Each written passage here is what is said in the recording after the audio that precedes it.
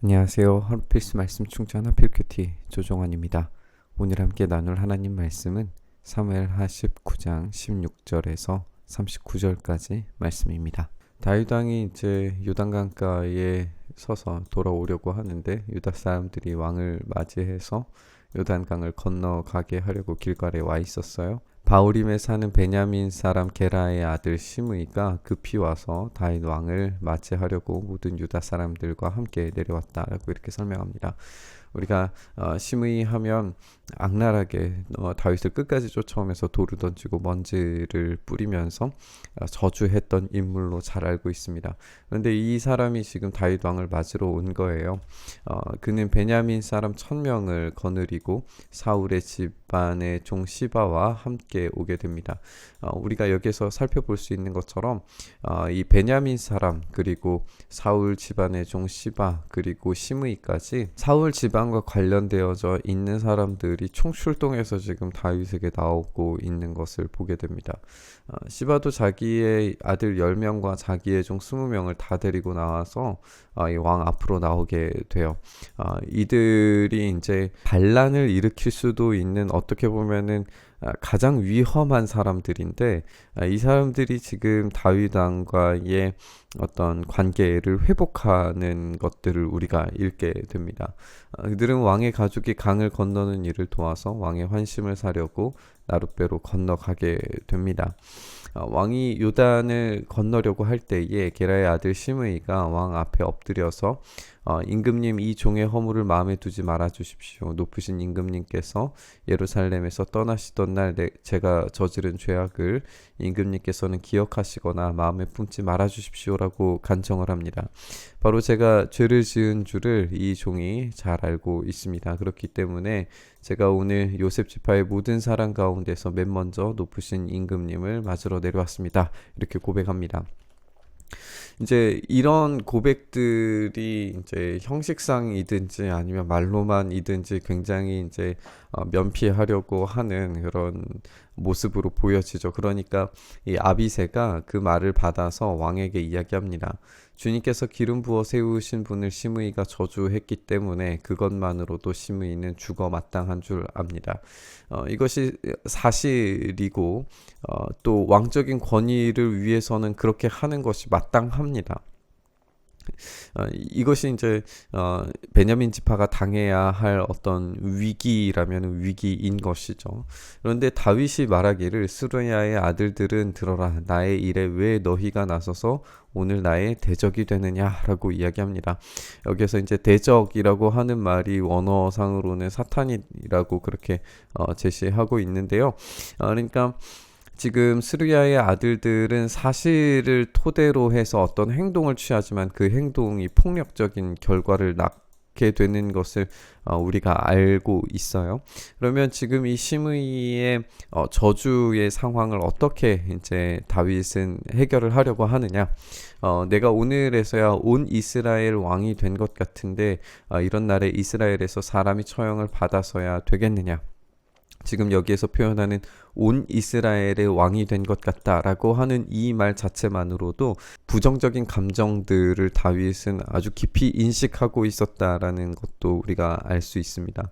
그러니까 베냐민 지파의 이런 부정적인 감정들이 오늘 이 사건을 통해서 해결될 수 있죠. 정치적으로 시므이와 베냐민 지파의 사람들은 빚을 하나 지게 된 겁니다. 그렇기 때문에 함부로 어떤 이후에 다음의 스텝을 밟기가 힘들어지는 것이고 만약에 그런 문제가 생겼을 때에 베냐민 지파는 큰 곤란을 겪게 될 겁니다. 이 이후의 이야기가 또다시 베냐민 지파에서 반란이 일어났을 때 어떤 식으로 해결되는지를 보게 되는 그런 시초를 우리에게 보여주는 것이 될 겁니다.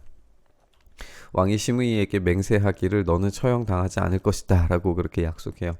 이것은 다윗 때까지만 유효했습니다. 왕을 저주한 죄에 대한 대가는 마찬가지로 시므이도 당해야 했습니다. 하지만 지금 이 순간만큼은 다윗이 은혜를 베풀고 있는 모습을 우리가 읽게 됩니다. 그때 사울의 손자 무비보셋도 왕 맞으러 내려왔어요. 왕이 떠나간 날부터 평안하게 다시 돌아오는 날까지 발도 씻지 않고 수염도 깎지 않고 옷도 빨아입지 않은 채로 오게 됩니다.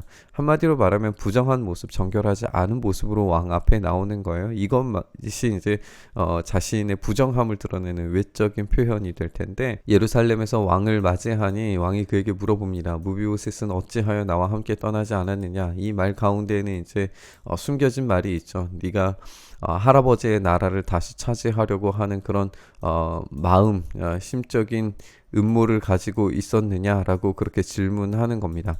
그가 대답하기를, 높으신 임금님, 저는 다리를 절기 때문에 나귀를 타고 임금님과 함께 떠나려고 제가 탈 나귀의 안장을 얹으라고 저의 종에게 일렀으나 종이 그만 저를 속였습니다. 여기서 이제 분명히 나오죠. 이제 저의 종이라고 하는 인물이 이제 시바라고 하는 인물인데, 거짓말로 무비보셋에게 주었던 땅을 자기가 다 차지하는 그런 일들이 벌어졌어요.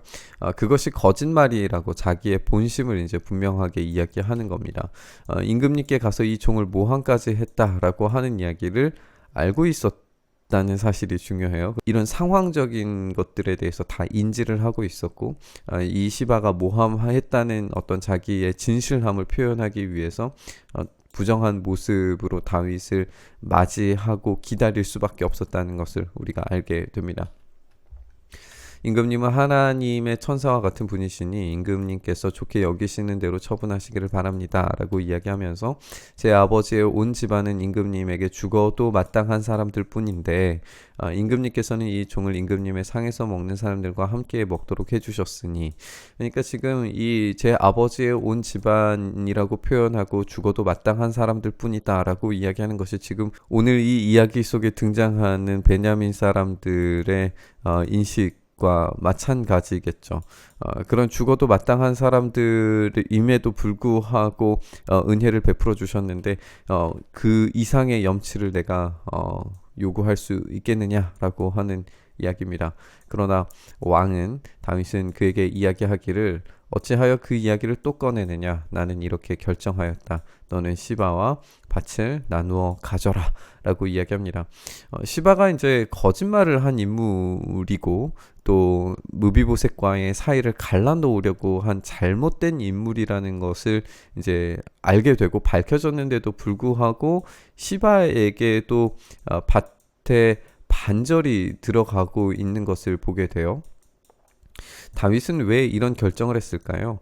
그러니까 자기가 속아서 준 것이든 어쨌든 간에 자기가 위험한 순간에 먹을 것과 이 보급 식량들을 가지고 온 것만큼은 보상받아 마땅한 것으로 그렇게 이해했던 것 같아요.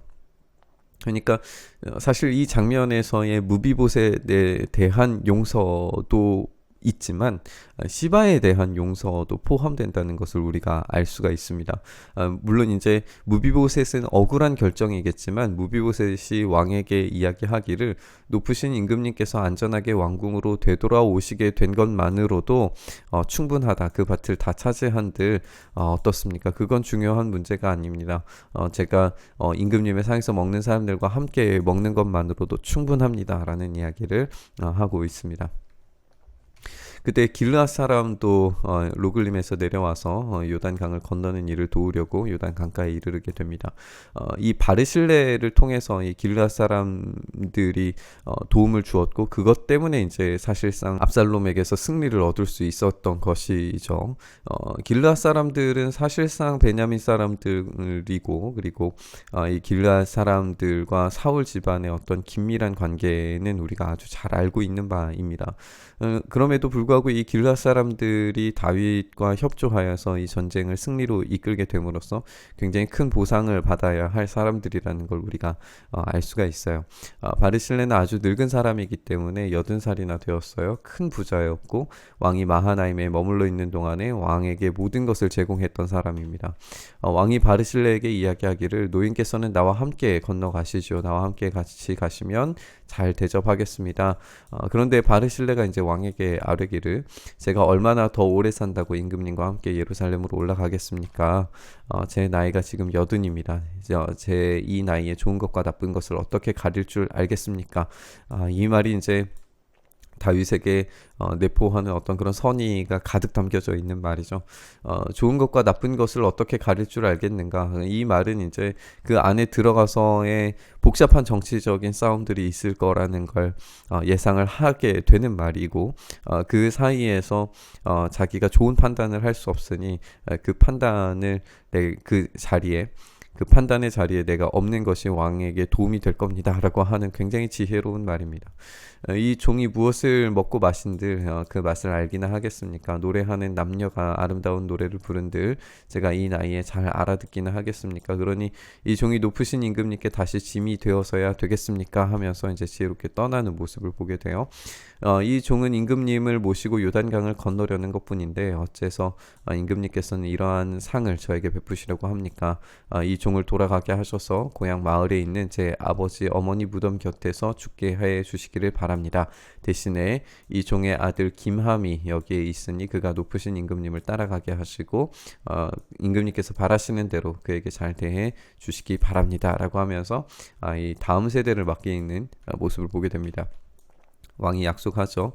물론 내가 김함을 데리고 가겠다라고 약속을 하면서 내가 그대에게 잘 대하여 주겠고 또 나에게 특별히 부탁한 것은 무엇이든지 다 이루어 주겠다라고 약속을 합니다. 이렇게 온 백성이 요단강을 건넜고 왕도 건너가게 됩니다. 왕이 바르실레에게 입을 맞추고 복을 빌어주니 바르실레가 자기의 고장으로 돌아가게 되는 일까지 우리가 읽었습니다. 이렇게 전쟁이 끝났고 다윗은 자기의 아들을 잃는 슬픔을 겪었지만 그 이후에 있는 이야기들은 보복이나 또 다른 사륙의 모습이 아니라 화해와 또 평화의 작업들로 일어나게 되는 것을 우리가 읽게 됩니다. 자신의 죄에 대한 통렬한 아픔과 대가를 지불한 다윗은 자신을 저주하고 욕했던 시므이와 오해했던 무비보셋 그리고 거짓말을 했던 시바 모두에게 용서를 베풉니다.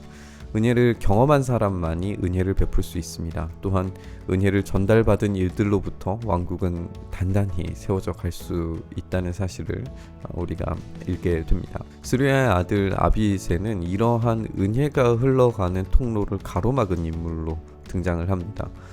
사탄이라고까지 이야기를 했는데 사탄은 은혜의 통로를 가로막는 것이 본질적인 행위입니다.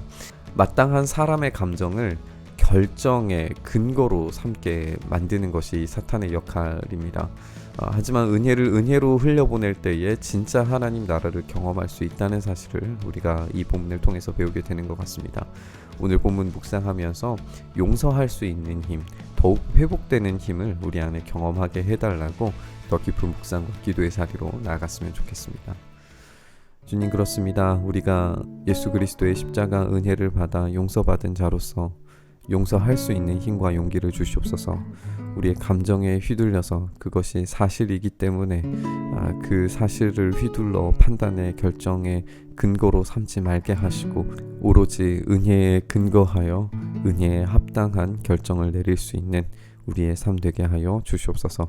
이렇게 우리를 붙들어 주시길 소망하며 우리 주님 예수님 이름으로 기도드리옵나이다. 아멘.